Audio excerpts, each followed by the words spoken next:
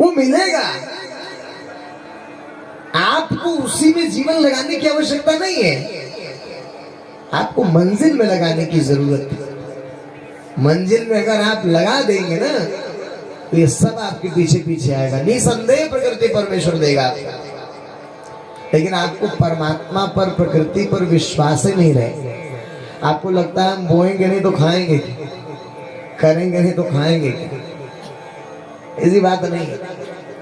मोक्ष की ओर आपको चलना है, आप सतत मोक्ष की ओर अग्रसर रहो।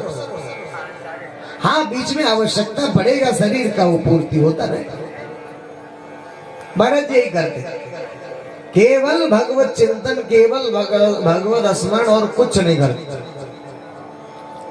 एक देवी का भक्त बलि देने के लिए खोज रहा था। अब कुछ करते धरते नहीं तो हष्ट पुष्ट थे, एकदम मोटे ताजे भरत जी। कोई रोग व्याधि भी नहीं थी, उनकी दोष दुर्गुण कुछ था नहीं, तो रोग व्याधि भी कुछ नहीं थी। अब वो दो देखे कि देखो ये तो बड़ा हट्टा कट्टा आदमी है, इसको ले चलते हैं, बलि चढ़ाते हैं, देवी खुश हो जाएगी। अब उनको क्या पता कि ये देवा का भक्त है, भगवान का जो भक्ति कर रहा है उसका क्या बिगाड़ेगा कोई। पकड़ ले गए, भरत जी भी ले चलो, जहां ले चलोगे वहीं मैं चलूंगा, ले चलो। दो ठो टांग लिए उसको पकड़ के, बहुत भारी मोटा ताजा आदमी है। 3-4 मिल गए, 3-4 मिलकर टांग टूंग कर पहुंचाए वहां जहां बलि देना था। अब बलि के लिए नहला धोला, तुम जो कुछ करो कोई बात नहीं, क्यों? क्योंकि भगवान का भरोसा था भरत जी को। अपना कोई बल पौरुष नहीं दिखाया, जैसे मोटे ताजे थे, चाहते तो लड़ाई कर सकते थे, उठा पटक कर सकते थे, हट्टा कट्टा शरीर, लेकिन कोई प्रतिक्रिया नहीं की। जिसके लिए निकले वो देख ही रहा है, जिसके नाम पर हम जी रहे हैं जीवन, वो तो सब देख ही रहा है। तो भगवान सब देख रहे हैं। लेकर गए, सब नहलाए धुलाए, कुछ नहीं बोले, ठीक है हम नहाते वैसो नहीं, तुम नहला दिए और अच्छा है। नहाते धोते नहीं थे तो नहीं नहाते तो घूम मल मल के नहलाए गया, जिसको बलि चढ़ाना है। भरत जी भी सोचे चलो साफ सफाई इसी बहाने हो जाएगी, कुछ साफ सफाई कर दिए। साफ सफाई करके कपड़ा उपड़ा पहना के वो जहाँ दिया जाता है बलि, उस पर गर्दन का रख दो, गर्दन। भरत जी गर्दन रख दी। भगवान ने देखा कि मेरा भक्त और इसका अनिष्ट होने जा रहे, इसको मारने जा रहे हैं। देवी को आदेश किया भगवान ने। देवी उसी मूर्ति से प्रत्यक्ष प्रकट हो गई, लेके त्रिशूल घपाघप मार के वो जो कर रहा था एक उसको भी मारी, सबको देवी ने मार दिया। जितने थे सबको देवी ने मार दिया, संहार कर दिया सबका।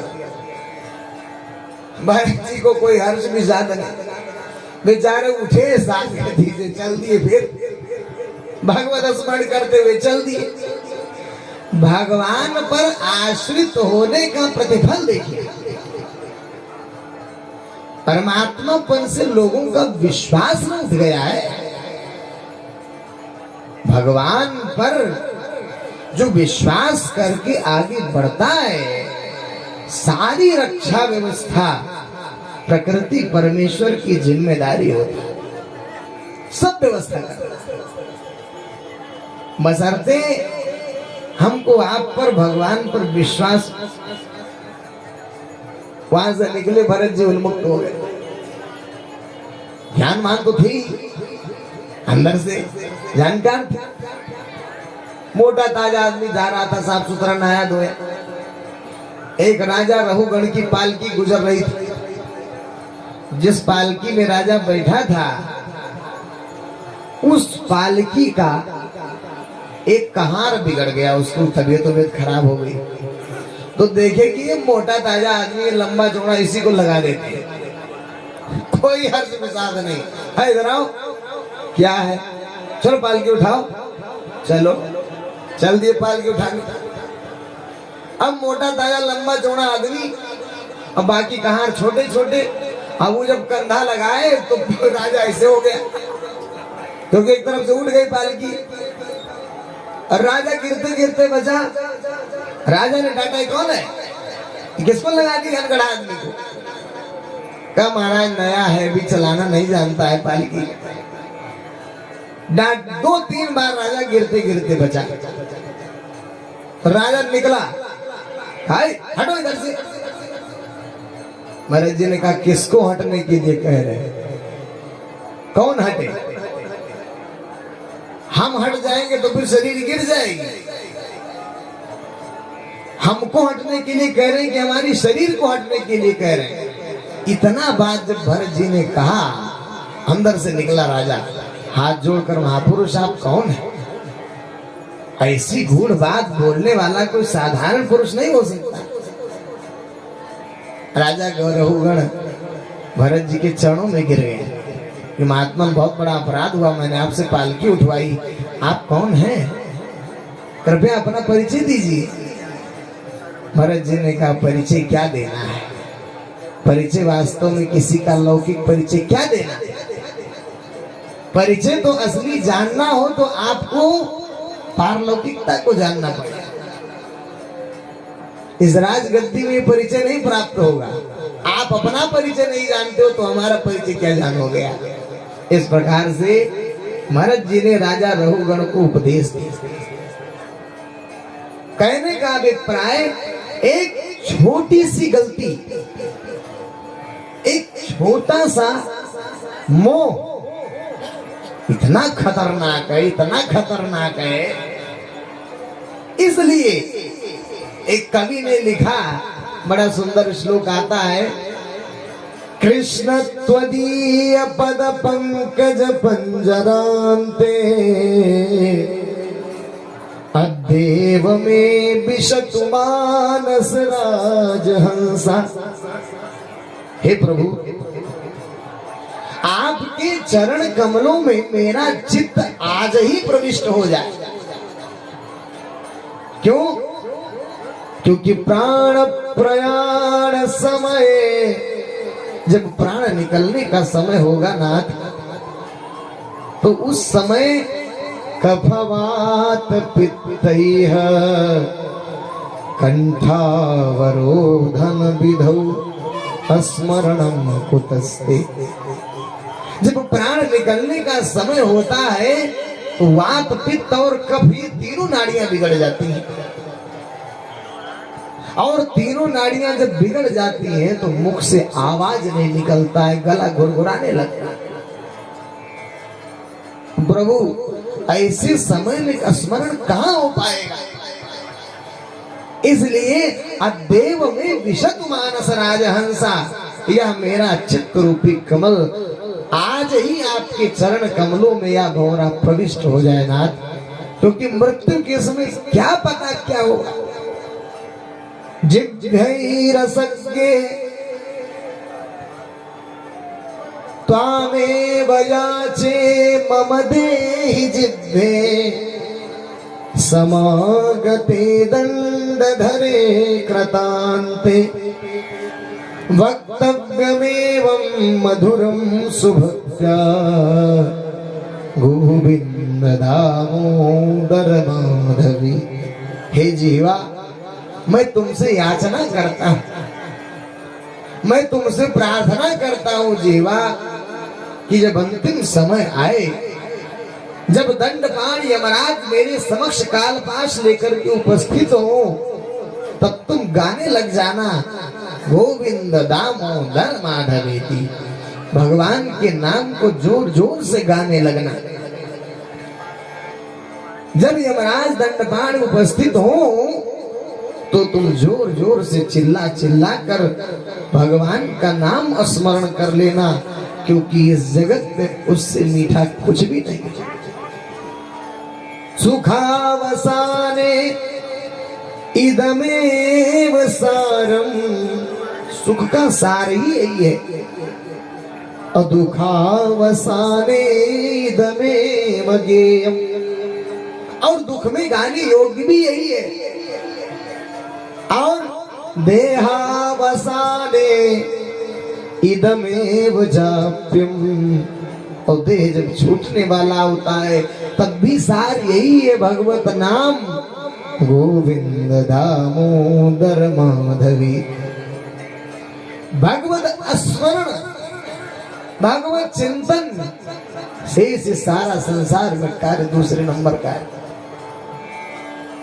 प्रमुख जिस लक्ष्य के लिए आप आए हैं उस लक्ष्य की पूर्ति, अन्यथा ये ममता मोह इस संसार में एक बार नहीं लाखों बार जन्माएगा। किसी कवि ने बड़ा सुंदर एक पंक्ति गाया, ममता तू न गई मेरे मन से, ममता तू न गई मेरे। हे मोह, हे ममता, तूने मुझे करोड़ों बार जन्माया और मारा है। शरीर बार बार मृत्यु को प्राप्त हुआ, लेकिन तू मेरे हृदय से नहीं निकली। अरे दुष्टा, ममता तू न गई मेरे मन से, ममता तू न गई मेरे मन से, तू न गई मेरे मन से, तू न गई मेरे मन से, ममता तू न गई मेरे मन से, ममता तू न गई मेरे मन से। यहाँ तक केस सफेद हो गए, नेत्रों की रोशनी चली गई।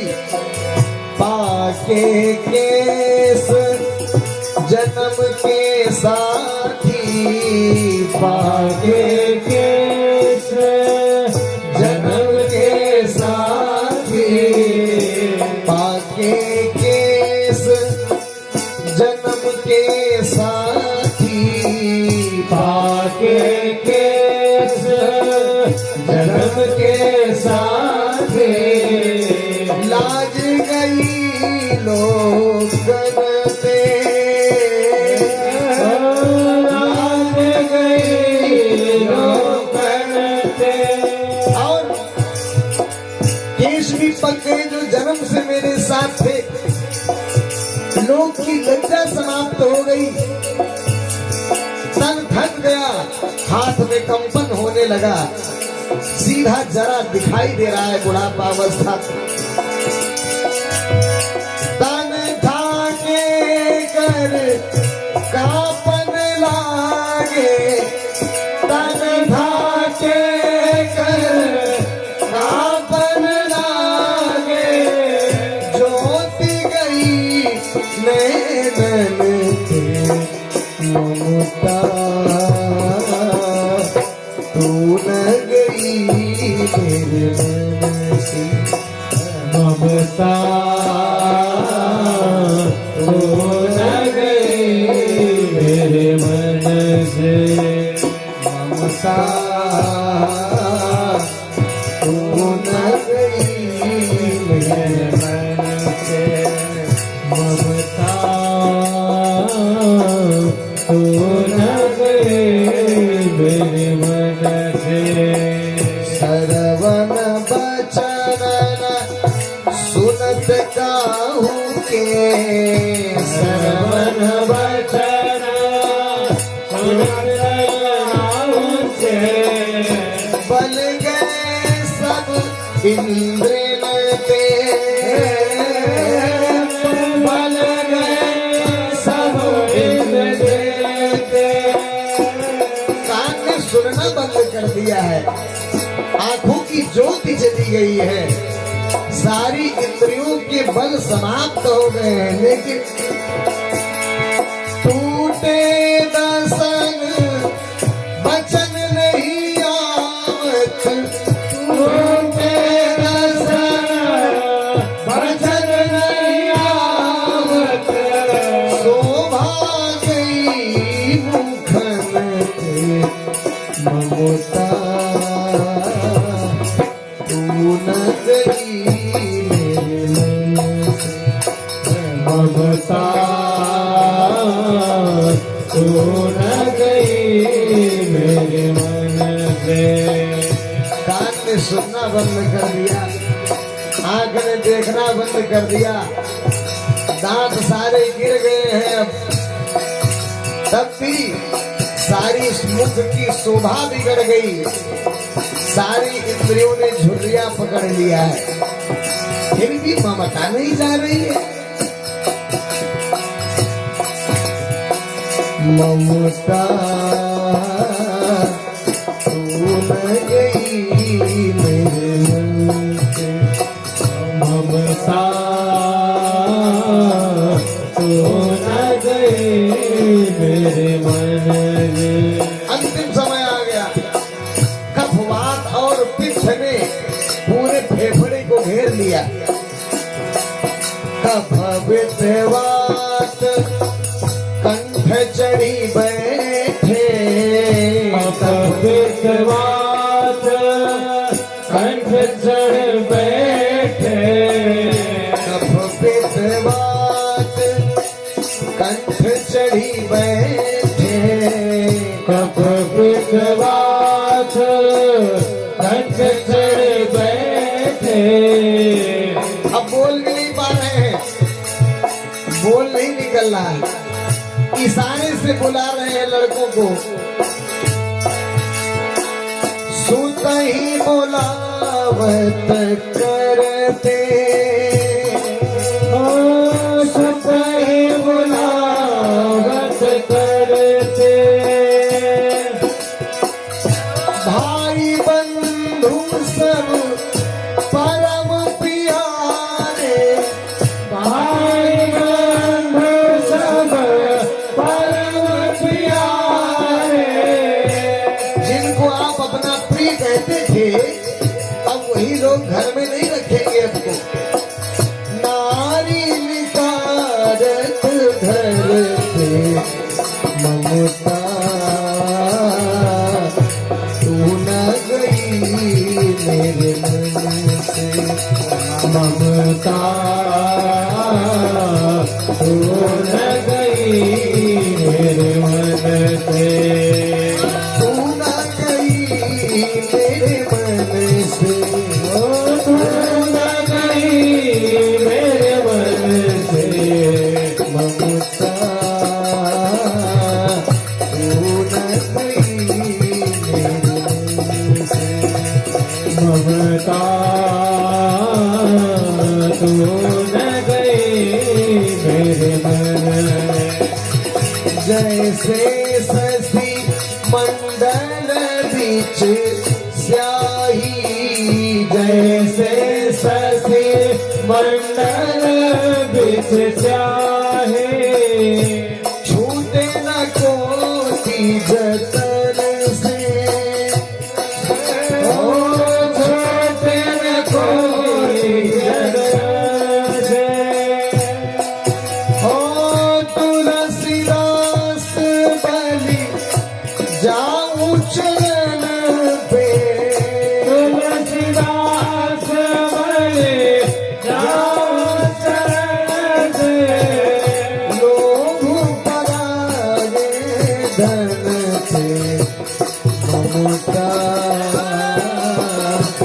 तू न गई मेरे मन से।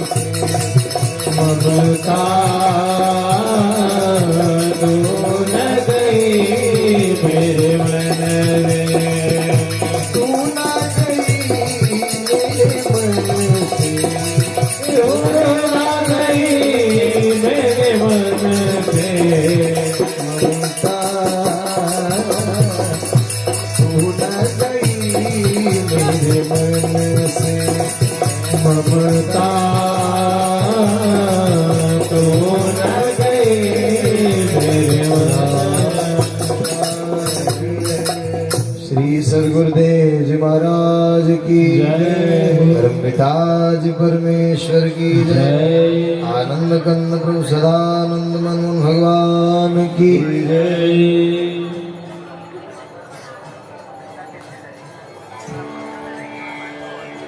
ममता तू न गई मेरे मन से।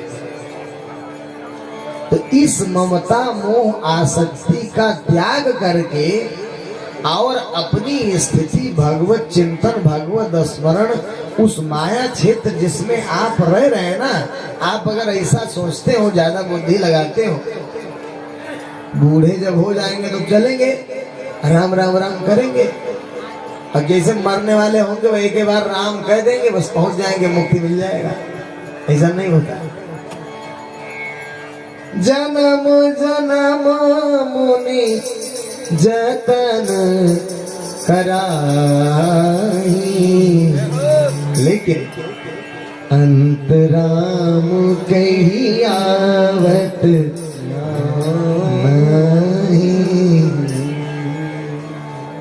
अरे जो जीवन भर अभ्यास करता उसका अंतिम समय नहीं आ पाता। कि चतुराई भूल जाइए सब, कि बूढ़े हो जाएंगे तब भजन करेंगे। जो आप जीवन भर किए वही अंतिम में आएगा, ये जान लिया। जो जीवन भर किए वही अंतिम में आएगा, इसलिए अभी से अभ्यास करना, संसार को छोड़ना। ये घर परिवार जितने लोग तो 50+ हैं, उनसे तो विशेष अनुरोध है कि आप लोगों का उचित नहीं है रहना ना, एकदम कोई औचित नहीं है। कोई भी संत समाज यदि ऐसा कहता है तुम घर संसार परिवार में रहो, इसका मतलब उस तरह सर आपके साथ धोखा कर रहा है। ये लोग पागल थे जिनके चरित्रों को सुनाकर लाखों रुपया कथावाचक ले रहे हैं। ये लोग पागल थे क्या, जो अपने पुत्रों को राज्य दे देकर भजन में निकल गए? ये उपदेश क्यों नहीं देते? क्यों? क्योंकि ये देंगे तो आपको अच्छा नहीं लगेगा, और आपको अच्छा नहीं लगेगा तो आप देंगे नहीं, और यहाँ ये तो चाहिए ही नहीं। इसको तो हम लोग विष्ठा समझते हैं, मल रखे ना वो मल अपने यहाँ।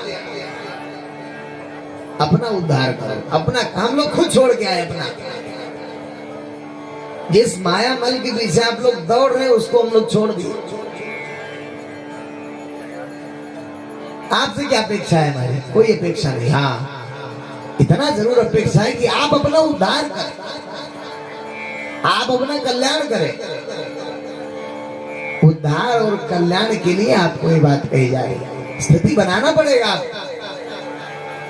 कितना समय हुआ? प्रेम से बोलिए सतगुरुदेव जी महाराज की, परम पिता जी परमेश्वर की जय। आनंद कंद प्रभु सदानंद मनमोहन भगवान की जय। सुखदेव जी अजामिल जी का उदाहरण देकर के समझाते हैं कि अजामिल एक ब्राह्मण था, कान्यकुब्ज ब्राह्मण था, सदाचारी था, लेकिन संग के प्रभाव से बिगड़ गया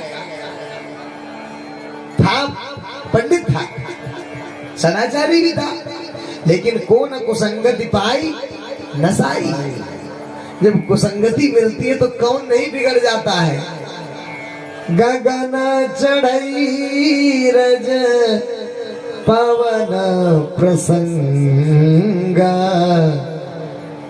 जो धूल है ना, धूल, ये धूल जब हवा का संसर्ग पाती है तो आकाश में उड़ जाती है और उड़ करके किसी के सर पे जाके गिरती है। लेकिन वही कीचड़ का संग मिल जाए, पानी का संग मिल जाए तो कीचड़ बना देती है।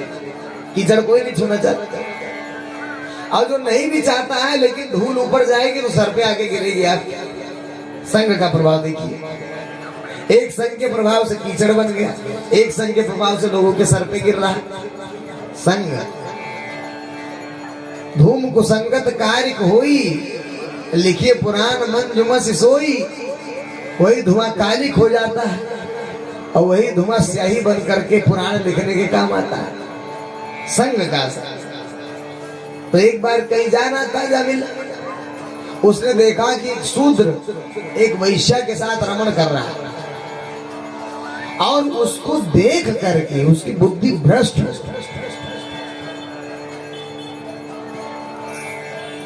विवाह हुआ, वैश्या लाया, उससे पुत्र उत्पन्न हुए, 4 पुत्र।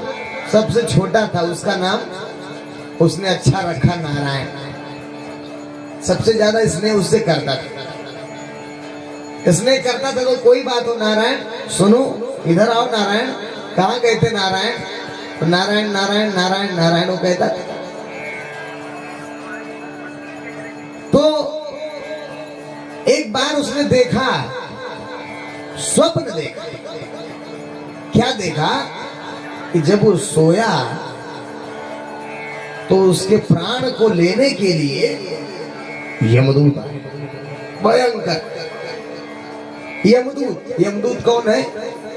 यमराज के चेले हैं सब। जब कोनो बहुत ही दुरात्मा होता है तब उसको पकड़ने के लिए यमराज आते हैं, नहीं तो छोटे मोटे लोगों के लिए यमदूत आते हैं। अब देखो यहाँ साधारण मनुष्यों में, भगवान के भक्तों में अंतर।